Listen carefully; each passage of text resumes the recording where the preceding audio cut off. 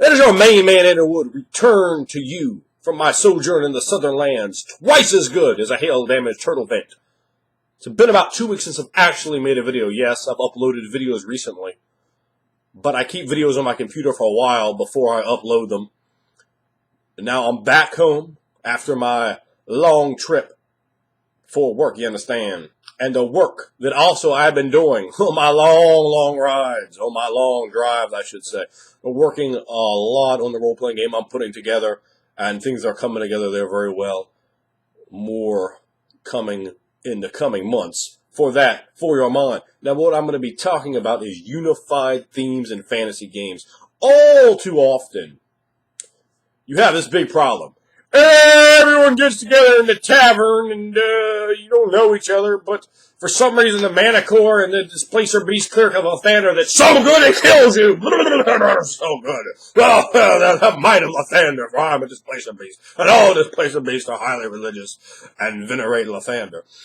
So, when you got your party of the Lathander-loving Displacer Beast and a Manicore and a dwarf with 2 axes and chainmail and some kind of lizard man thing, and whatever other trash this has been assembled. Ridiculous ideas of characters that couldn't possibly get together. They would just be like, well, peace, dude. I'm definitely not finna be associated with you. I'm sure hell not gonna go to sleep besides this Manicore and just have this place to be proselytized about Lathander to me. I'm not interested in that. I'm not trying to hear about Lathander 24 hours a day. So, keeping that in mind, often you have unbelievably ridiculous parties. And I think anyone out there that's played fantasy games for a long time has seen a ridiculous party. Maybe you didn't play in it. Maybe you got lucky and you just saw it at some other table or you heard some news about it. But you know what I'm talking about. Unbelievably ridiculous stuff. And it's bemoaned over and over again. The point, the game master can't do anything better than getting the people together at the tavern to answer the same ad or have a wizard show up and go, I've assembled you for some Gandalf-like reason. And over and over again, you see those cliched tropes. The reason they happen is because these people would not associate with each other. And I use the word people very loosely to include Displacer Beasts and Manicores and whatever other foolishness you've seen wander in and out of a game. Now, thinking about that for a minute. How do you possibly get this ridiculous group together? Well, let's not worry about them. Let's talk about this. Unified themes. And what I'm talking about is a group that actually makes sense together. Perhaps you are all members of the same religious order. Perhaps you're all members of a thieves game, a thieves guild, baby. I'm talking about a gang. That's what I was trying. I got that bit 2 parts, if you will. But a gang. You're all part of a gang. You're all part of some sort of guild. I mean, like a guild of carpentry or hunting or something of that nature. You have a tie-in together. And then you bring it out in the other ways. You know, the current game that I'm just started, all the characters are the members of one religion. But, boy, do they come up with some different things. I mean, we got some diabolicalness, some treacherousness, some true belief. And some people who are definitely could tell you that and using it to their own means. You know, when I remember taking a creative writing poetry class when I was in college, and they would just give you, or even when I was taking creative writing, you know, for prose, they would give you little, like, headers, like, okay, do this. And when you throw that in there, man, you can come up with this idea you have, and then trying to work the other stuff in, it'll make it more interesting sometimes. And bringing a unified theme not only can give you a bit more to work with, like, oh, I was going to play this character, but now I got to make that character fit this. Ooh, I got an idea for that now. And that idea can make it less stock, particularly if you're the kind of person who needs a little bit of help making one character distinctly different from another. A little jolt in that direction can be very helpful. You can still play exactly the same character. You just need to find enough of a reason to veer into having an appearance of being part of this organization, whatever it is. You know, you may play a member of a gang who's really actually some sort of constable, and he's like in there undercover trying to break the gang up, or a heretic inside the ranks of a religious order, or you might be playing, you know, a character who is inside of a wizard's coven, but he has an ulterior motive. He's trying to expose them whatever it is, you could really come up with some very interesting ideas to either play tight towards or very much against the concept while being part of the concept. And then what this creates, before anyone goes, hey, I just want to play what I want to play, what it creates is the ability to have a political machination. One big problem you have in a role-playing game, and you're not being able to role-play very much because you hit town and everyone goes in a million directions. But when the unified theme, you hit town, like a trail of ants. All the guys are going to the same place. Yes, of course we're going to go to the temple. We're all members of this temple. Of course we'd go there. That only makes sense. Checking into a new temple or whatever it is. Maybe, all the characters are members of a crew, what have you. It gives you huge amounts of room still and flexibility, and actually gives the characters some kind of reason to be together. Because let's face it, most of you, if not all of you, and I certainly have many, many times seen, a party. This is ridiculous. It's completely ridiculous. And outside of, just using player knowledge, there's no reason that characters should stay together at all. They'd be like, well, I think I'm going to eat your character, and, yeah, that's pretty much what's going to be good right now. So with the unified theme, it can give the game master a lot of ability to focus on role-playing, to focus on building NPCs that are important. Instead of, let's say you have 6 priests from 6 different religions. Now the game master has to build very intricate tapestries for all of these religions, for their NPCs, for their hierarchies, for the politics there. However, he can't really use them that well because with multiple characters, you can leverage the angles in different ways. You can bring a story about just in the political ramifications of the church and the jostling for position. And the jostling for position is the same thing, throw back to a gang that you can go the same way or inside the ranks of some Magi's coven. Can all go the same way. It was a guild with a noble family. They could all be part of a noble family or part of a keep. Maybe they're not part of a noble family, but they're being sponsored and patroned by this noble family, perhaps to go out on some sort of explorations of old ruins of some dead, forgotten race, or perhaps of the elves who 10,000 years ago built a tremendous city that has been abandoned for the last 900 years in the middle of a huge wood now that's overgrown, and they're interested in acquiring the artworks from that place. So you have a reason right now. Boom, these people are all being inside. They're not just, we just grab some trash off the street. No, these people maybe were born in this keep, raised up, 18, 19, 25 years old. They go off as part of this group, and you have, a reason. Maybe even one of them is part of this royal family, so he's calling the shots. But maybe somebody else has their own motivations and, source them out directly. So with the unified theme, you do not have that cliche idea that a game master has to often operate under because it's so ridiculous to bring these characters together in a party. It's like, okay, wow, you guys go ahead and trust each other now. It's like, I got questions about that one. I think that guy's undead. I think he's undead. And I don't think I'm going to let him, no, this is not going to work. This is not going to work. I've been in situations where plenty of times where someone's made a character ridiculous. I'm like, well, why would my character trust him? I'd be like, well, all right, dude, bye. And, that's how you will play it. Why would you be with like a ghost? Someone's like, I play like a ghost. I'm like, oh, well, that's scary to me, dude. I'm just trying to hang out with a ghost. So I guess you should have thought your shit through better. And that was some bootiness. But just to give you a ridiculous example, something that did happen. I said, oh, And so I just felt like I was afraid. I had to get away from that. I was trying to hang out with a ghost. Come on now. It's ridiculous. I need Slimer on my team. So when you think about that, there's so many different unified themes you can build. You could really, honestly, build a way better game from a unified theme. And that's something I've been thinking about a lot, than just throwing everything in and saying, all right, we'll make whatever you want. Players go, I want to play what I want to play. Don't do that. You're being a bitch ass player. Don't be a bitch ass player. You got to remember the game master is trying to bring something together to shoot with a material. A lot of times when players act like that, both in the character creation process and in playing the game, you can force the game master to drastically drop the material down. You want to shoot for your game masters a material. You're going to have a better time. The game master's game is going to be better. Everyone's going to have a better time. A lot of times people are trying to shoot for like the Q and the Z material because they're so self-involved and selfish in their own aspect of playing, and they don't run games. A lot of times people that are just chronic players don't run games and have horrible habits from not running games, from not understanding how the game, from a game master standpoint, can really be knocked out of a whack and disjointed because the players themselves are straining it. Particularly if you only have a moderate game master. There's some game masters that can handle going way down the material, but there's other game masters who might not have, who might have a big drop off between their A and B material and a huge between their B and C, and a bottomless between their C and D. So if you're forcing that same game master to run his D stuff, don't expect to have fun with the game.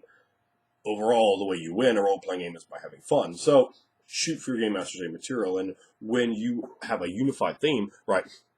Think about it like this. Take the example of a church. You have this church, this institution of holy might, and everyone is a member of this church. You're paying your tithes, you're paying your dues, you understand. You are in good standing with the church, but you can have your secrets. You can have your dirty parts. You can have what's really going on with you, particularly when you're not running a game that has alignment in it. You go, he's evil. That could just such an alignment's horrible, particularly with alignment detection, because you could just slide by and be like, well, yeah, I'm evil as hell, and I'm in this lawful good church, right? But it was straight. The guy might not have any idea he's evil. He just might be ruthless as shit. He might love the hell out of his God. But, when you're evil, and it can just cut plot lines, just cut. It does so much detrimental damage to a game. I really strongly recommend getting rid of them completely from any game that you're playing.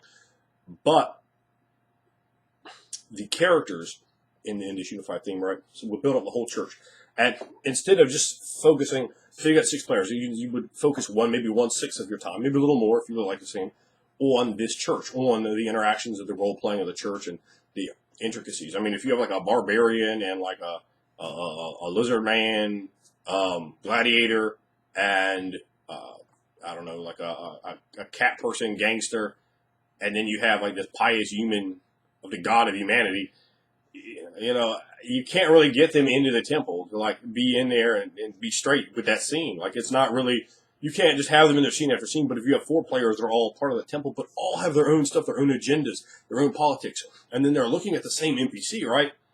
And you don't have that party unity with it. It's like one PC might love this NPC. That PC is their main gimmick. And another one might hate them. So you might have like a 10 love and a 10 hate.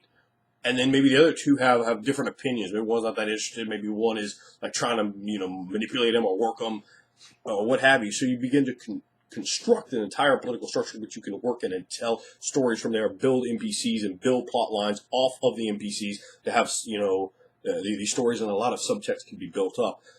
It can come across as a much more fantastic game, much greater level of deep immersion role playing, and a game that's very believable. How difficult it is to believe you watch a television show and you see everyone's part of this fantasy religion.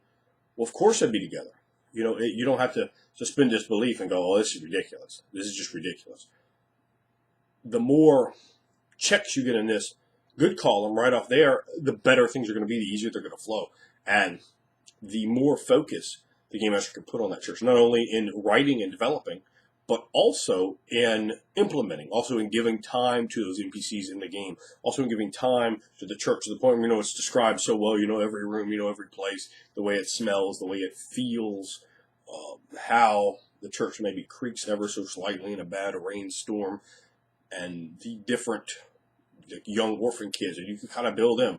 Bringing young orphan kids is a great thing in a church to do all that labor. Don't just have like no one there. It's like, where's the church? And I don't know, man, there's like 8 priests.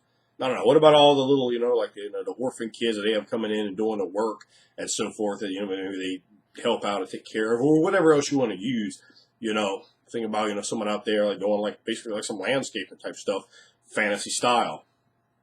These sort of characters can certainly exist and add to it because they should have their motivations. And inside that hierarchy, every single character should have that motivation. It's the same thing if you're running a World of Darkness game. You're hitting off political motivations. The idea is why this person. Politics comes out of this. Who do I like? Where do I want to get? What do I want to get from you? How do I want to leverage my power to get up to a better position to acquire more for myself? Or how do I want to use what I have to implement my thoughts to push forward the way I view this religion instead of the way you view it? Let's keep pushing it this way instead of this way. Let's get those ideas. A hot political debate. You can sit there for hours and have in-character political debate. It may or may not be fun for your players. For me, I love something like that. When you're getting that deep immersion, where you're bringing the different NPCs, you're having a religious conclave, and then you can get into the things dealing with the same temples from other cities. How do you relate to the religions of other people? If you're around your own type, you get incredibly intolerant. It was very interesting to see how intolerant the characters were in the game I just started running towards. They're all like humans from the god of humanity, and how intolerant they were towards some of the other things. I mean, they basically just tried to like roll on like a town priest of another race because he wasn't human. They thought he was like out there sacrificing people. And I built the seed up, to kind of give them a good way to look at it like that. So it was pretty rewarding and interesting seed. But when the people look right together, when they make sense, it's like pro wrestling. You have a tag team. You can have two guys that don't make any sense together. Or you can have two guys out there and they got the same tights on. They got a tag team name. They come out of the same music. And you're like, oh, yeah, this makes sense. These guys, they look similar. They got a skill set. Their moves are complementing each other. They got tag moves. They got a finisher, versus just two random guys they pulled out. It's different. It has a more, it's seamless, or at least closer to being seamless. The more seams you have in there, right off the bat, you can do irreparable damage to the game. So it's really something to think about, particularly if you're planning to run a game. Think about making a unified theme, whatever you might like. Whether everyone is going to play members of an orcish tribe, or everyone's going to play some kind of wizards, and then you can branch off that. You're playing D&D, for example. You're like, all right, well, everyone's going to play wizards. It's like, all right, well, I'm a wizard, but I'm going to take some fighter levels because I'm a wizard that can kick that ass. And like, oh, okay, well, you take some fighter levels, but you still have some wizard in there, and maybe somebody else that's a wizard, but they have some rogue in there. So, you start having more differences on a statistical level, which can also help dictate the kind of role-playing you do. If you're the kind of person that has, say, 8 ranks of stealth, you might be role-played a little bit differently. There's role-playing tools and traits that you can take right out of that to think about. And it's even when you have that unifying principle, it's very easy, sometimes even easier to make the characters different. One character's like, okay, well, I view this way, and so I view it this way. And they can look at that doctrine, and they can come at it very differently, doctrinal differences. It becomes very, very interesting. And when you actually explain that game to someone else, it's probably a lot more interested in going, oh, yeah, we all met at the bar, and, this place, these cleric was there. How interesting is that? It's not interesting at all. It's the balls, it's booty.